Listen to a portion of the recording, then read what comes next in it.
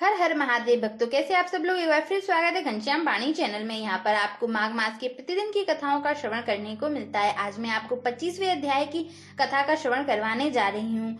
इससे पहले की कथाओं का श्रवण करने के लिए डिस्क्रिप्शन में लिंक है, वहां से आप जाकर के चेकआउट कर सकते हैं। 25वें कथा की ओर चलते हैं। पिशाच कहने लगा कि हे मुनि, केरल देश का ब्राह्मण किस प्रकार मुक्त हुआ, यह कथा कृपा करके विस्तार पूर्वक कहिए। देवहूति जी कहने लगे, केरल देश में वासु नाम वाला एक वेद पारंगत ब्राह्मण था। उसके बंधुओं ने उसकी भूमि छीन ली, जिससे वह निर्धन और दुखी होकर अपनी जन्मभूमि त्याग कर देश देश में घूमता किसी व्याधिग्रस्त होकर मृत्यु को प्राप्त हो गया।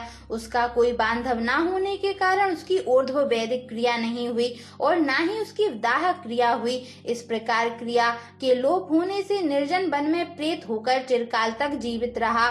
शीत ताप भूख प्यास के दुख से हाहाकार करता हुआ वह नंगे शरीर रोता फिरता था, परंतु उसको कहीं सदगति नहीं दिखाई देती थी। सर्वथा दान ना देने से वह अपने कर्म फल को भोगता था। जो लोग अग्नि में आहुति नहीं देते, भगवान का पूजन नहीं करते, आत्मविद्या का अभ्यास नहीं करते, अच्छे तीर्थों से विमुख रहते हैं, जो दुखी लोगों को सुवर्ण वस्त्र तांबूल रत्न फल तथा जल नहीं देते तथा छल कपट से जीविका प्राप्त करने वाले, दूसरों तथा स्त्रियों का धन हरने वाले, पाखंडी कुटिल चोर बाल वृद्ध तथा आतुर और स्त्रियों पर निर्दयता करने वाले, आग लगाने वाले, विष देने वाले, झूठी गवाही देने वाले, कुमार्ग पर चलने वाले, माता पिता भाई बहन संतान तथा अपनी स्त्री का त्याग करने वाले, जो सब तीर्थों में दान लेते हैं, पालन करने वाले, स्वामी को त्यागने वाले, गौर तथा भूमि के चोर,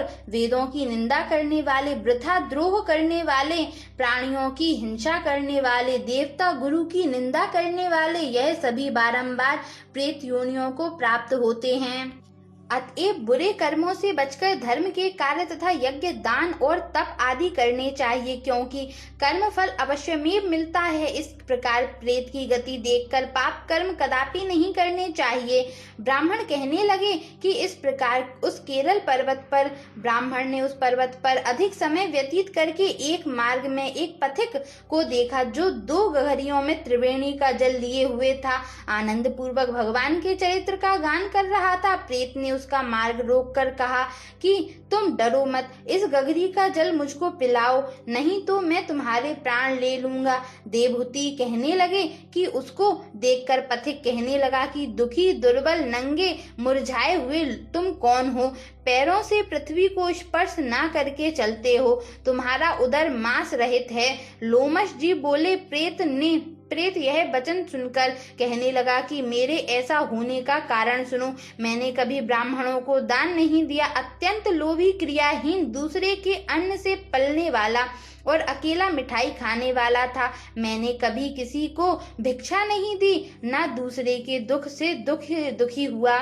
प्यासे प्राणियों को मैंने कभी जल नहीं पिलाया, मैंने कभी छाता जूता दान नहीं किया, ना किसी को जल का पात्र पान या औषधि किसी को दी, ना मैंने अपने घर में कभी किसी अतिथि को ठहरा कर उसका सत्कार किया। अंधे वृद्ध अनाथ और दीनों को मैंने कभी अन्न से संतुष्ट नहीं किया और ना किसी रोगी को मुक्त किया, ना कभी ब्राह्मणों को दान दिया, ना कभी अग्नि में हवन किया। बैसाख आदि मास में किसी को ठंडा जल नहीं पिलाया, ना ही मैंने बड़ या पीपल का कोई वृक्ष लगाया, ना किसी प्राणी को बंधन से छुड़ाया, कभी कोई व्रत करके शरीर को नहीं सुखाया।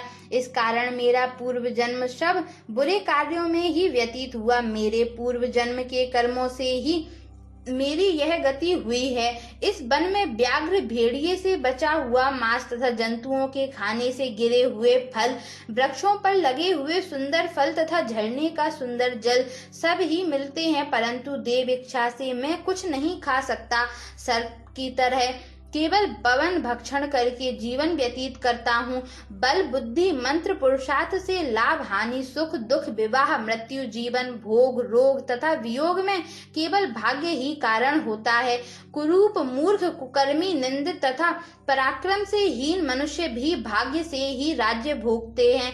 काने लूले लंगड़े नीतिहीन निर्गुण नपुंसक भाग्य से राज्य प्राप्त करते हैं। पर्वत पर भी बलवान राक्षस पिशाच रहते हैं, जिनमें से कभी कभी कोई कोई कहीं कहीं वन में फिरते हुए अपने कर्म के अनुसार अन्न जल प्राप्त करते हैं, परंतु आपको उनका भय नहीं होना चाहिए, क्योंकि धर्मात्मा पुरुषों की उनकी पवित्रता ही रक्षा करती है। ग्रह नक्षत्र देवता सर्वथा धर्मात्माओं की रक्षा करते हैं। यह पिशाच आप जैसे भक्त की तरफ आंख उठाकर भी नहीं देख सकते। जो नारायण की भगवान की भक्ति से पवित्र रहता है, उसको प्रेत पिशाच पूतना कोई बाधा नहीं दे सकते। भूत बेताल पिशाच गंधर्व काकिन शाकिनी ग्रह रेवती यज्ञ मात्र ग्रह भयंकर ग्रह कृत्या सर्प कुष्मांड तथा दूसरे दुष्ट जंतु पवित्र वैष्णव की तरफ देख भी नहीं सकते। जिसकी जिह्वा पर गोविंद का नाम हृदय में वेद तथा श्रुति विद्यमान है, जो पवित्र और दानी है, ऐसे आपको कभी भय नहीं हो सकता। हे ब्राह्मण, इस प्रकार कर्मों का फल भोगता हुआ यहाँ रहता हूँ, ऐसा सोचकर मैं शोक नहीं करता।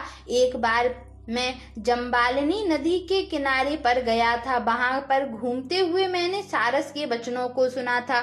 यहाँ तक मैंने आपको 25वें अध्याय की कथा का श्रवण करवाया है। इससे आगे की कथाओं का श्रवण करने के लिए अभी घनश्याम वाणी चैनल को सब्सक्राइब करके नोटिफिकेशन बेल को ऑन कर लीजिए, ताकि मैं जब भी वीडियो अपलोड करूँ उसका नोटिफिकेशन आपको सबसे पहले मिल सके। Thanks for watching. बाय।